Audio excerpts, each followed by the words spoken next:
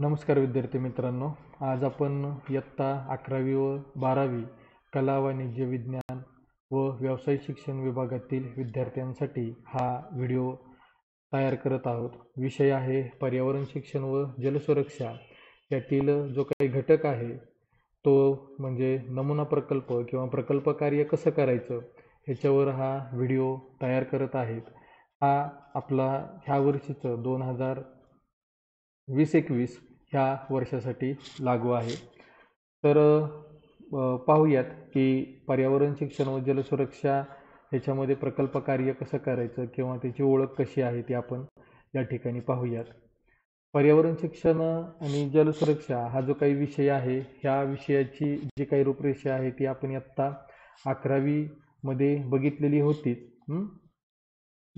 जे विद्यार्थी आता 12वीला आहेत त्यांच्यासाठी, आणि जे विद्यार्थी 11वीला आहेत त्यांनी आता ॲडमिशन घेतलेलं आहे त्यांना मी एक स्वागतापर एक व्हिडिओ तयार केलेला होता की पर्यावरण शिक्षण या विषयाची ओळख हा. तरी पण आपण आज या ठिकाणी पाहूयात की एकूण पर्यावरण शिक्षण व जलसुरक्षा हा जो काही विषय आहे त्याचं गुणदान कसं आहे किंवा त्याच्यामध्ये आपल्याला नक्की करायचं आहे काय. तर हा जो काही विषय आहे हा एकूण 50 मार्क्ससाठी आहे. ह्या 50 मार्काचं पुन्हा डिवायडेशन जर किंवा विभागणी जर केली तर 30 मार्क हे प्रोजेक्टचे आहेत आणि 20 मार्क हे जर्नल कार्य किंवा सेमिनार ह्यासाठी आहेत. ह्याच्यामध्ये जर पुन्हा 30 मार्काची जर परत आपण फोड केली किंवा विभागणी केली तर 20 मार्क हे अंतर्गत परीक्षकाचे आहेत आणि 10 मार्क्स हे बाह्य परीक्षकाचे आहेत. नंतर जर्नल कार्य व सेमिनारचे जर डिवायडेशन जर केलं तर 10 मार्क हे अंतर्गत परीक्षकाचे आणि 10 मार्क हे बाह्य परीक्षकाचे आहेत. आणि हा जो काही 30 मार्काचा प्रोजेक्ट आणि 20 मार्काचं जर्नल कार्य असं एकूण 50 मार्काचं जे काही तुम्ही लिखाण करणार आहात त्या लिखाणावरून तुमची परत श्रेणी दिली जाते. आता ती श्रेणी कशी आहे ते पहा. त्याच्यामध्ये पहिला आहे ते म्हणजे 00 ते 17 म्हणजे डी श्रेणी. डी श्रेणी म्हणजे या ठिकाणी तुम्ही नापास आहात. ही श्रेणी मिळाली ज्या विद्यार्थ्यांना ही श्रेणी मिळालेली असेल किंवा मिळवतील ते विद्यार्थी नापास असतील. परत 18 ते 22 जर मार्क्स तुम्हाला एकूण 50 पैकी जर मिळाले तर त्याला सी ग्रेड आहे. परत 23 ते 29 मार्क्स जर तुम्हाला मिळाले तर त्यासाठी बी ग्रेड आहे. आणि 30 ते 50 जर मार्क्स तुम्हाला मिळाले किंवा ह्या दरम्यान जर मिळाले तर त्यांना ए ग्रेड आहे. ए बी सी ह्या ज्या काही 3 श्रेणी आहेत त्या तुमच्या मार्क्सवरून ठरतात. हे आपल्याला काय करता येईल या ठिकाणी सांगता येईल की श्रेणी तक्ता जो काही आहे तो आपण या ठिकाणी बघितलेला आहे. परत पुढचं आहे ते म्हणजे प्रकल्प गुणदान विभागणी. त्याच्यामध्ये अंतर्गत परीक्षकाचं मूल्यमापन कसं होतं ते आपण काय करूयात या ठिकाणी पाहूयात. त्याच्यामध्ये पहिलं आहे ते म्हणजे अनुक्रमांक, गाभा घटक आणि गुण. त्याच्यामध्ये पहिलं आहे ते म्हणजे विषयाची निवड. विषयाच्या निवडीला 2 मार्क्स आहेत. महत्त्व 2 मार्क्स आहेत. उद्दिष्ट 2 मार्क्स आहेत. प्रकल्प कार्यपद्धती किंवा अभ्यास पद्धती आपण त्याला म्हणू शकतो त्याच्यासाठी 4 मार्क्स आहेत. निरीक्षणे 4 मार्कांसाठी आहे. विश्लेषण 4 मार्कांसाठी आहे. निष्कर्ष 2 मार्कांसाठी आहे. असे एकूण 20 मार्क हे अंतर्गत परीक्षकाचं मूल्यमापनासाठीचं झालं. कशाचं तर प्रकल्प कार्य. आणि आपला जो काही प्रकल्प असेल हा प्रकल्प हे जे काही गाभा घटक 7 दिलेले आहेत ह्या 7 गाभा घटकांमध्येच आपला प्रकल्प असला पाहिजे. परत पुढचा पॉईंट आहे ते म्हणजे बाह्य परीक्षकाचं मूल्यमापन. आता बाह्य परीक्षकाचं मूल्यमापन कसं आहे ते आपण या ठिकाणी पाहूयात. त्याच्यामध्ये प्रकल्प अहवाल सादरीकरण 5 मार्कांसाठी आहे. तोंडी परीक्षा ही 5 मार्कांसाठी आहेत. म्हणजे काय की प्रकल्प अहवाल सादरीकरण म्हणजे तुम्ही जो काही प्रोजेक्ट तयार केलेला आहे तो आपला 7 पॉईंटमध्ये आहे का, त्याची मांडणी तुम्ही कशा पद्धतीने केली आहे ते जो कोणी एक्सटर्नल असेल किंवा बाह्य परीक्षक असेल तो येऊन पाहतो आणि तुम्ही जो काही प्रोजेक्ट तयार केलेला आहे त्या प्रोजेक्टवर तो काय करतो तर प्रश्न विचारतो की तो हा प्रोजेक्ट का निवडला, ह्याच्यामध्ये तुला काय आढळलं किंवा हा प्रोजेक्ट निवडत असताना कोणत्या अभ्यास पद्धतीचा तो वापर केला. असे तुम्ही जो काही प्रोजेक्ट तयार केलेला आहे त्या प्रोजेक्टवर ते तुम्हाला प्रश्न विचारतात. आणि त्याची तुम्ही जर योग्य उत्तरं दिलीत तर त्याचे 5 मार्क्स तुम्हाला मिळतात. असे एकूण 10 मार्क्स हे बाह्य परीक्षकाचे आहेत. असे 30 मार्क प्रकल्प कार्य गुणदान विभागणीचे झाले. परत पुढचं आहे ते म्हणजे जर्नल कार्य गुणदान विभागणी. आता जर्नल मांडणी, विद्यार्थ्यांची समज किंवा उपाययोजना मांडणी, शाश्वत विकास संकल्पनेचे आकलन, त्याला 5 मार्क्स आहेत. म्हणजे काही की तुमचे जे काही जर्नल कार्याची मांडणी तुम्ही कशा पद्धतीने केली त्याच्यासाठी काय आहेत तर 5 मार्क्स आहेत. आणि परत पुढचं आहे ते जर्नल कार्यपूर्ती 5 मार्क्स. म्हणजे काय की 5 जर्नल कार्य पूर्ण करणे हे आपल्याला काय आहेत अपेक्षित आहेत. असे हे कसे झाले तर अंतर्गत परीक्षकाचं मूल्यमापन झालं. परत पुढचं आहे ते म्हणजे बाह्य परीक्षकाचं मूल्यमापन. त्याच्यामध्ये काय तर जर्नल कार्यपूर्ती विषयाचे आकलन आणि लेखन. म्हणजे काय की तुम्ही जो काही जर्नल कार्य निवडलेला असेल किंवा जो काही प्रश्न तुम्ही निवडलेला आहे तो कशा पद्धतीने योग्य आहे का, किंवा त्याच्यावर विषयाचं तुम्ही आकलन कशा पद्धतीने केलं किंवा तो प्रश्न कशा पद्धतीने तुम्हाला अवगत झाला, हे सगळं आपल्याला काय करता येईल या ठिकाणी सांगता येईल. त्यासाठी काय आहे तर 5 मार्क्स हे आहेत. आणि परत तोंडी परीक्षा, म्हणजे काही तुम्ही जे काही जर्नल कार्य पूर्ण केलं तर त्या जर्नल कार्याच्या तुम्हाला कितपत आकलन झालेलं आहे, जे काही प्रश्न लिहिलेले आहेत त्याच्यावर जे कोण बाह्य परीक्षक असतील ते तुम्हाला तोंडी परीक्षा घेतील आणि त्याच्यावरून तुमच्या उत्तरावरून तुम्हाला 5 मार्क्स हे देऊन टाकतील. या पद्धतीने असे 20 गुण हे कशाचे झाले तर जर्नल कार्य विभागणीचे झाले. परत पुढचं आहे ते म्हणजे सेमिनार कार्य गुणदान विभागणी, अंतर्गत परीक्षकाचं मूल्यमापन आणि बाह्य परीक्षकाचं मूल्यमापन. आता ह्याच्यामध्ये पहिलं आहे ते म्हणजे विषय निवडी मागील प्रेरणा, अंतर्गत परीक्षक ते 5 बघतात आणि अहवाल लेखन 5 सेमिनार कार्य पूर्ण करणे त्याचे 5 मार्क्स. आणि परत बाह्य परीक्षा काय करतो तर सेमिनार सादरीकरण तुम्ही कशा पद्धतीनं केलेलं आहे त्याचे 10 मार्क्स आहेत. असे एकूण 20 मार्क. पण यावर्षी फक्त 12वीसाठी जर्नल कार्य असेल किंवा सेमिनार असेल ते फक्त आपल्याला एकच घ्यायचं आहे. फक्त 12वीसाठी बोर्डाच्या परीक्षेच्या दृष्टीनं हे काय करता येईल आपल्याला या ठिकाणी सांगता येईल. परत पुढचं आहे ते प्रकल्प कार्याचे मुद्दे कोणते आहेत ते आपण पाहूयात. आता प्रकल्प जो काही आपल्याला तयार करायचा आहे तो प्रकल्प कशा पद्धतीनं तयार करता येईल तो आपण काय करूयात या ठिकाणी पाहूयात. त्याच्यामध्ये पहिला आहे ते म्हणजे प्रकल्प विषय निवड, त्यालाच आपण काय म्हणतो प्रस्तावना.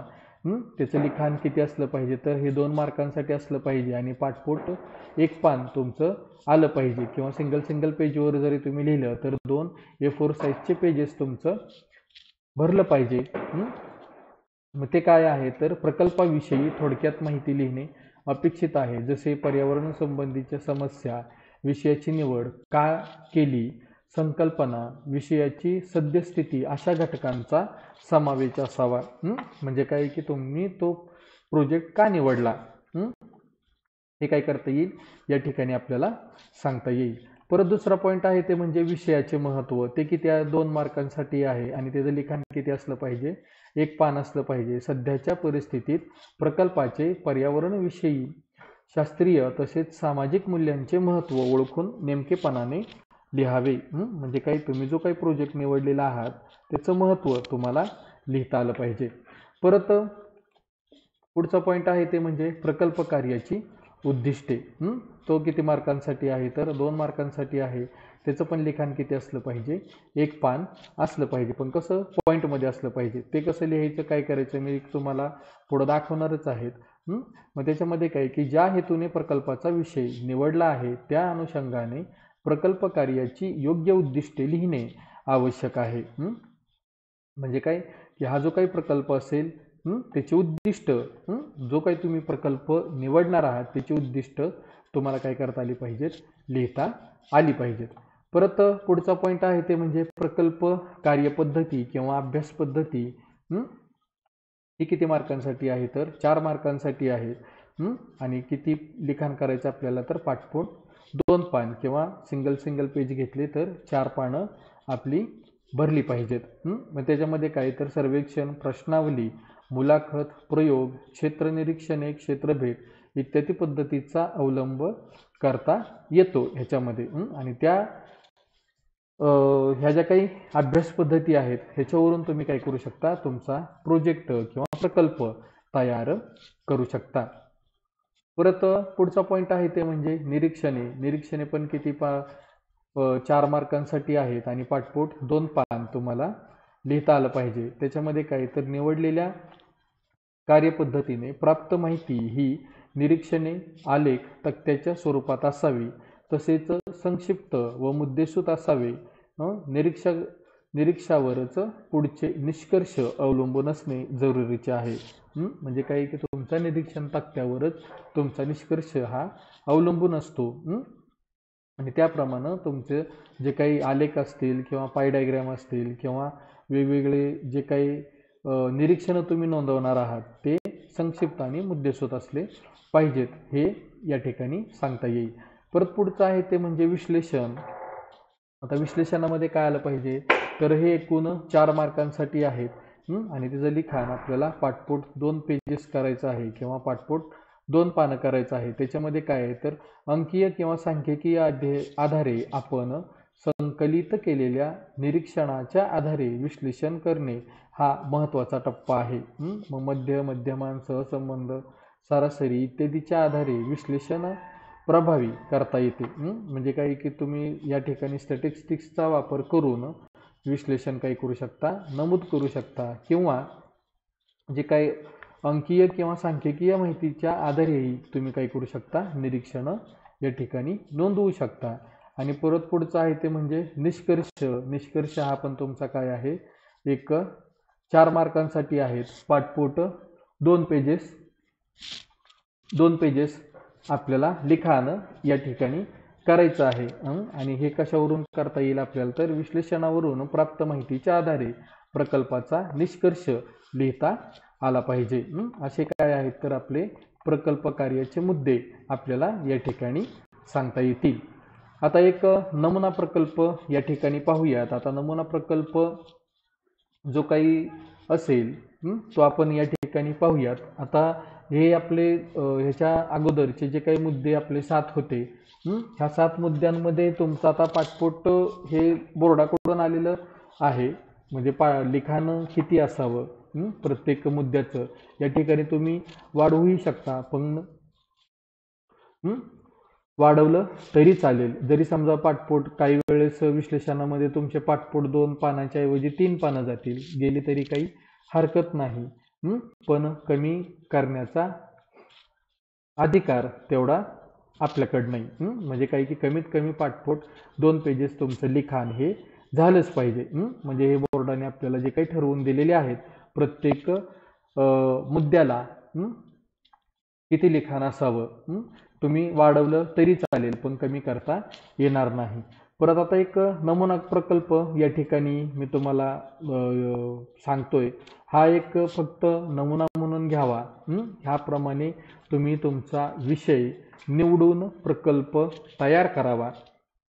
आणि तो तयार केल्यानंतर ज्या वेळेस आपलं कॉलेज चालू होईल किंवा ज्या वेळेस आम्ही सांगू त्यावेळेस तुम्ही ह्या नमुना प्रकल्प जो काही तुम्ही तयार केलेला असेल किंवा तुमच्या विषयाचा जो काही प्रकल्प तुम्ही तयार केलेला असेल त्यावेळेस आपण जे काही आपल्याला बोर्डाकडून येणारी जी काही वही आहे पर्यावरण शिक्षण आणि जलसुरक्षाची, जे काही जर्नल येणार आहे आपल्याला त्याच्यामध्ये आपण ते लिहून काढायचं आहे. हा एक नमुना प्रकल्प सादर करत आहे. ह्या नमुना प्रकल्पावरून तुम्ही तुमचा विषय निवडून प्रोजेक्ट तयार करावेत.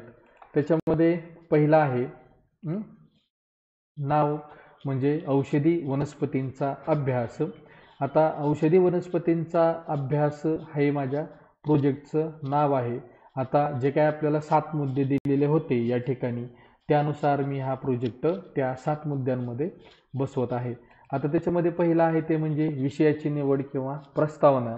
आता मी कशी करणार ते पहा, की औषधी वनस्पतींमुळे आपण घरगुती उपाय एखाद्या रोगावर करू शकतो. आता मी काय करतोय की वेळेअभावी किंवा आपलं हे जे काही प्रोसेस आहे ती लेंदी होईल त्याच्यामुळे मी फक्त ठळक ठळक मुद्देच घेतलेले आहेत, तिथं विस्तृतपणे लिहिलेलं नाही. पण ज्यावेळेस मी लिखाणाला बसेल त्यावेळेस कमीत कमी ज्यावेळेस हा विषय निवडीला आपल्याला किती एक पान लिखाण करायला सांगितलेलं आहे, मग हे एका पानामध्ये बरोबर मी ते बसवून देईन. म्हणजे काय की आता औषधी वनस्पतींमुळे आपण घरगुती उपाय एखाद्या रोगावर करू शकतो. म्हणजे काय की हा प्रोजेक्ट का निवडला, तर त्याचं उत्तर हे या पद्धतीनं होईल. आता पहिल्यांदा पॉईंट बघू आणि नंतर मग प्रस्तावना कशी करायची ते तुम्हाला मी सांगतो. परत पुढचं आहे ते म्हणजे औषधी वनस्पतींचे औषधी गुणधर्म हे आपल्याला माहीत होतील.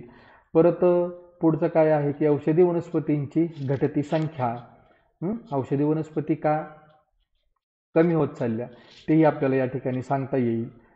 तर आता हे काय झालं तर आपलं विषयाची निवड झाली. आता ह्यामध्ये काय करायचं आहे की आता तुम्ही म्हणाल की सरांनी फक्त 3 ओळीमध्ये सांगितलेलं आहे, पण हे फक्त मी एक नमुना म्हणून सांगितलेलं आहे. ज्यावेळेस लेखनाला बसेल त्यावेळेस काय होतं की आपल्या अवतीभोवती काय आहेत तर जंगल आहेत किंवा रानावनात आपल्याला वेगवेगळ्या प्रकारच्या औषधी वनस्पती पाहायला मिळतात. पण आता त्या काय होत चाललेल्या आहेत, लुप्त होत चाललेल्या. आता मी लिखाण करताना कसं करणार की आपल्या अवतीभोवती रोजच्या जीवनामध्ये औषधी वनस्पतींचं महत्त्व हे अनिवार्य आहे.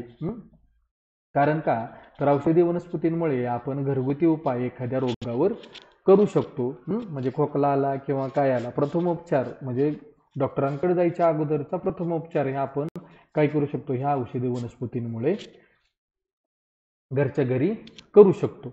आता त्याच्यामध्ये काय होतंय की दिवसेंदिवस काय होत चाललंय की ह्या ज्या काय औषधी वनस्पती आहेत त्या मानवाच्या जो काही हस्तक्षेप निसर्गामध्ये केलेला आहे त्याच्यामुळे काय होत चाललेले आहेत, लोप पावत चाललेले आहेत.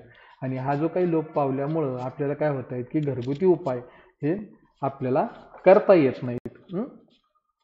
तर आपण काय म्हणू शकतो तर ह्या ज्या काही औषधी वनस्पतींची घटती संख्या असल्यामुळं आपल्याला जे काही घरगुती उपाय असतील किंवा उपचार असतील ते करता येत नाहीत. मग आता लास्टचं काय होणार की असं 1-2 पॅरेग्राफ तुम्ही लिहायचा आणि लास्टचा पॅरेग्राफ काय करायचा की औषधी वनस्पतींचा अभ्यास हा विषय का निवडला, तर औषधी वनस्पतीचा अभ्यासामुळं जे काही आपण प्रथमोपचार करू किंवा औषधी वनस्पतींचं निसर्गातील महत्त्व कसं लुप्त होत चाललेलं आहे किंवा कशा लोप पावत चाललेलं आहे, त्यामुळे निसर्गावर कोणता विपरीत परिणाम होतो याचा अभ्यास करण्यासाठी मी सदर प्रकल्प हा निवडलेला आहे. हे काय झालं पाहिजे तुमचं लिखाण अशा पद्धतीने आलं पाहिजे. म्हणजे काय की ज्यावेळेस तुमच्याकडं लिखाण ज्यावेळेस तुम्ही कराल किंवा ज्यावेळेस तुम्ही माहिती नेटवर असेल किंवा पुस्तक असेल किंवा एखादा संदर्भ ग्रंथ असेल त्यातून तुम्ही ज्यावेळेस माहिती मिळवाल त्यावेळेस तुमचं लिखाण हे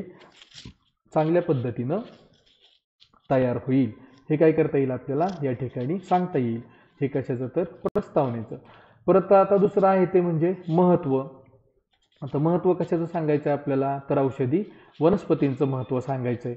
तर आता ह्याच्यामध्ये काय आहे तर हजारो वर्षापासून औषधी वनस्पती या रोगपरिहार, वेदनामुक्त, सौंदर्यवर्धक इत्यादींसाठी जगभर वापरल्या जात आहेत. या वनस्पतींचे निरनिराळे भाग जसे मूळ, खोड, पान, फुले, बिया, साल इत्यादी व त्यापासून बनवलेले अर्क, काडे, रसायने, गोळ्या, लेप, तेले इत्यादी स्वरूपात उपयोगात आणले जातात. हे काय झालं तर महत्त्व झालं कशाचं, औषधी वनस्पतींचं. परत पुढचं महत्त्व सांगता येईल आयुर्वेद, युनानी, निसर्गोपचार, होमिओपॅथी, ॲलोपॅथी, चिनी, तिबेटी इत्यादी सर्व औषधी पद्धतीमध्ये औषधी वनस्पतींचा वापर होतो. सुगंधी द्रव्ये व पाककृती यातही औषधी वनस्पतींचा वापर होतो. म्हणजे काय की औषधी वनस्पती कुठं कुठं वापरल्या जातात हे काय केलं जातं आपल्याला या ठिकाणी सांगता येईल. परत पुढचं आहे ते म्हणजे भारतात औषधी वनस्पतींच्या सुमारे 2000 जाती आढळतात. त्यापासून मिळणारे घटक मोठ्या प्रमाणात निर्यात केले जातात.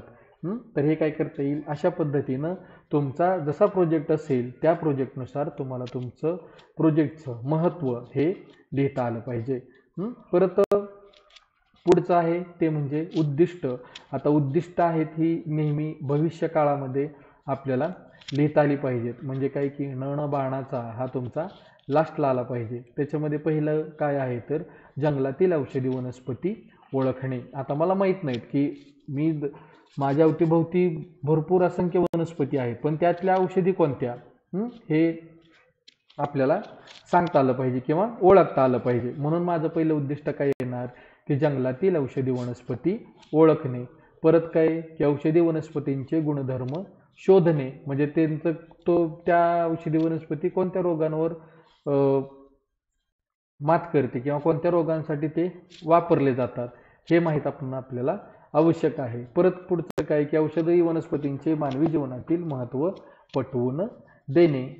परत औषधी वनस्पतींच्या ऱ्हासाची कारणं शोधणे, औषधी वनस्पतींचं संवर्धन करणे, असे हे काय झाले तर वेगवेगळे आपल्याला काय सांगता येतील उद्दिष्ट या ठिकाणी सांगता येतील. म्हणजे काय की इथं बघा की ओळखणे, शोधणे, पटवून देणे, कारणे शोधणे, संवर्धन करणे, अशी वेगवेगळी उद्दिष्ट आपल्याला सांगता येतील. आणि प्रत्येकाचा शेवट हा न बाळाणीच आहे. म्हणजे काय तर भविष्य काळामध्ये नेहमी तुमची उद्दिष्ट असली पाहिजे. तुमचा कोणताही प्रोजेक्ट असला तरी त्याचं जे काही उद्दिष्ट असतील ती या पद्धतीनं लिहिता आली पाहिजेत आणि उद्दिष्ट ही एका ओळीतच लिहिली पाहिजेत. आपण काय करतो की आत्तापर्यंत उद्दिष्ट लिहा म्हटलं तर आपण पानभर उद्दिष्ट लिहित होतो किंवा पॅरेग्राफमध्ये लिहित होतो, तर पॅरेग्राफमध्ये उद्दिष्ट आपली कधीच नसतात. उद्दिष्ट ही नेहमी आपली एका ओळीतच असली पाहिजे. हे काय करता येईल आपल्याला या ठिकाणी सांगता येईल. परत पुढचं आहे ते म्हणजे प्रकल्प कार्यपद्धती किंवा अभ्यास पद्धती. आता ह्या ठिकाणी काय करायचं तर आता मी जी काही निवडलेली आहे ती म्हणजे निरीक्षण पद्धती या ठिकाणी निवडलेली आहे, की मी निरीक्षण करतोय आणि त्याच्यावरून सांगतो की बाबा की कोणती औषधी वनस्पती कोणत्या रोगांवर किंवा कोणत्या त्याच्यामध्ये कोणता घटक महत्त्वाचा आहे किंवा कोणत्या माहितीसाठी किंवा कोणत्या रोगांसाठी कोणती औषधी महत्त्वाची आहे ते मी या ठिकाणी सांगतोय. आता औषधी वनस्पतींची माहिती या ठिकाणी आपल्याला लिहायची आहे. मग आता त्याच्यामध्ये मी एक घेतलेलं आहे की कडुलिंब. आता कडुलिंबाचे काय करायचं की पहिल्यांदा त्याचे वर्गीकरण लिहावे. मग आता वर्गीकरण कसं लिहायचं की त्याचं शास्त्रीय नाव लिहायचं, कुळ लिहायचं इत्यादी. म्हणजे काय की आता जे विद्यार्थी सायन्सला असतील किंवा आपल्याला 9वी-10वीला एक वर्गीकरण हा धडा होता विज्ञानामध्ये. त्याच्यामध्ये आपल्याला होतं वेगवेगळे फायलम होते किंवा वेगवेगळ्या प्रकारच्या ज्या काही प्रजाती होत्या किंवा ज्या काही स्पेसीज होत्या ते आपण 9वी-10वीला अभ्यासलेला आहे. आणि जे विद्यार्थी आता 11वी-12वीला आहेत सायन्सला त्यांना तर हे कंपल्सरीच आहे की तुमचं किंगडम कोणता किंवा तुमचा फायलम कोणता, सब फायलम कोणता किंवा जे काही स्पेसीज असतील ते कोणते आणि एक्झाम्पल असे वेगवेगळ्या घटकांमध्ये आपल्याला काय करता आलं पाहिजे हे पहिल्यांदा निवडता आलं पाहिजे किंवा त्याचं वर्गीकरण लिहिता आलं पाहिजे. मग आता परत ते वर्गीकरण लिहून झाल्यानंतर काय करायचं ते त्याचं वर्णन लिहायचं थोडंसं. आता हे कडुलिंबाचं जे काय असेल ते कसं मग येणार तर कडुलिंब हा मोठा 30 ते 60 फूट उंच वाढणारा छायादार वृक्ष आहे. याला साधारणतः 9 ते 15 इंच लांब देठ व त्यास समांतरावर हिरव्या रंगाची 2-3 सेंटीमीटर लांबीची टोकदार करवतीसारखी दाते असणारी 9 ते 15 पाने येतात. पानांच्या दोन्ही बाजू वेगवेगळ्या सुरू होतात. कडुलिंबाची फुले पांढरी, लहान व सुगंधित असतात, तर फळे आधी हिरवी व पिकल्यानंतर पिवळी होतात.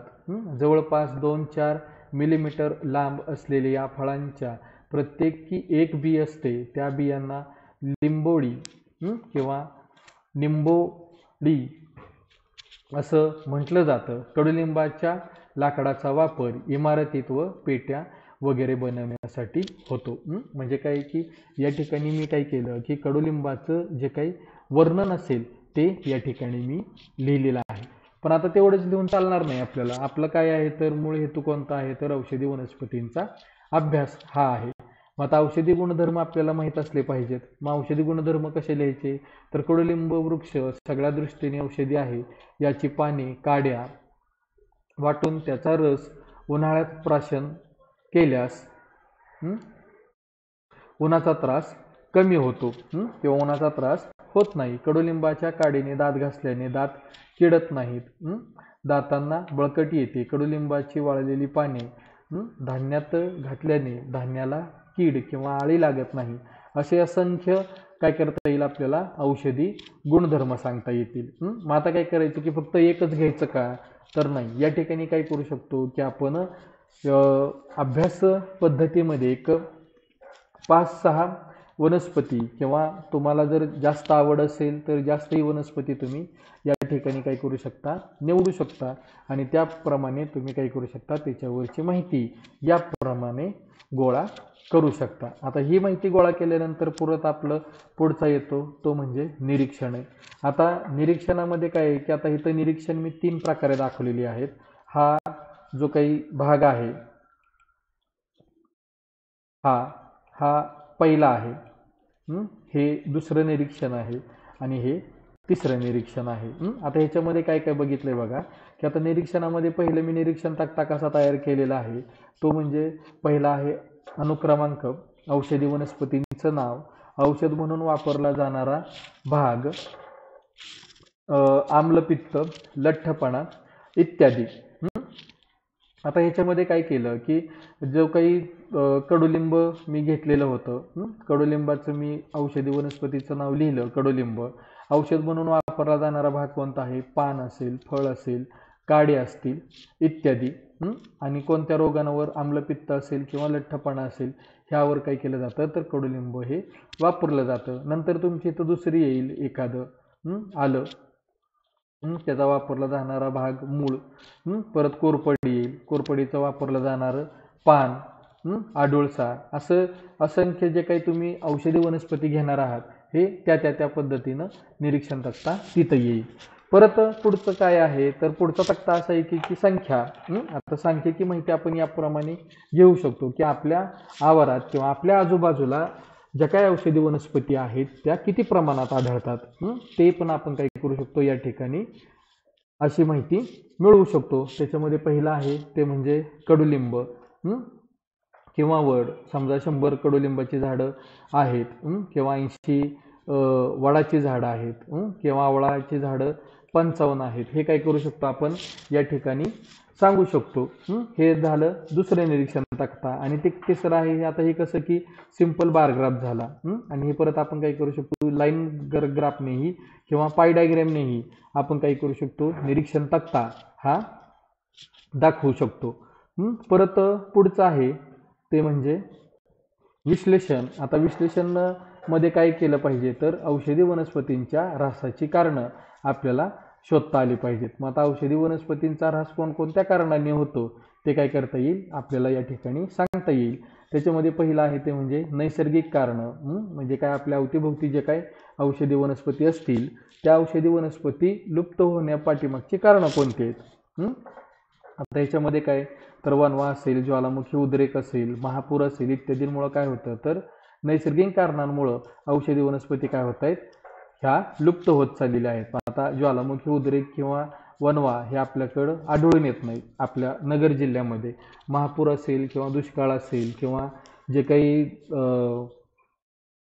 वादळ वारं असतील त्यामुळं काय होत आहेत, तर ह्या औषधी वनस्पती लुप्त होत चाललेल्या आहेत. आपण काय करू शकतो, त्या ठिकाणी सांगू शकतो. परंतु पुढचं आहे ते म्हणजे मानवनिर्मित कारणं. आता मानवनिर्मित कारणं कोणती आहेत, तर शहरीकरण, औद्योगिकीकरण किंवा विकास कामे इत्यादींमुळे काय होत आहे, तर औषधी वनस्पतींचा ऱ्हास होतोय. म्हणजे काय की शहरीकरण असेल, म्हणजे काय की जे काही नैसर्गिक जंगलं आहेत ती तोडून त्या ठिकाणी सिमेंट कॉन्क्रीटची जंगलं मोठ्या प्रमाणावर काय करत चाललेलं आहे, मानव उभा करत चाललेला आहेत. आणि ते उभा करत असल्यामुळं काय होत आहे, तर औषधी वनस्पतींच्या जे काही वनस्पती आहेत ती ऱ्हास होत चाललेला आहेत किंवा विकास कामं असतील. आता तुम्ही बघू शकता की अगोदर जो काही हा आपला शिर्डी मनमाड हा जो काही किंवा नगर मनमाड हा जो काही रोड होता, त्याच्या दोन्ही बाजूला मोठी मोठी महाकाय जे काही वडाची झाडं होती किंवा चिंचेची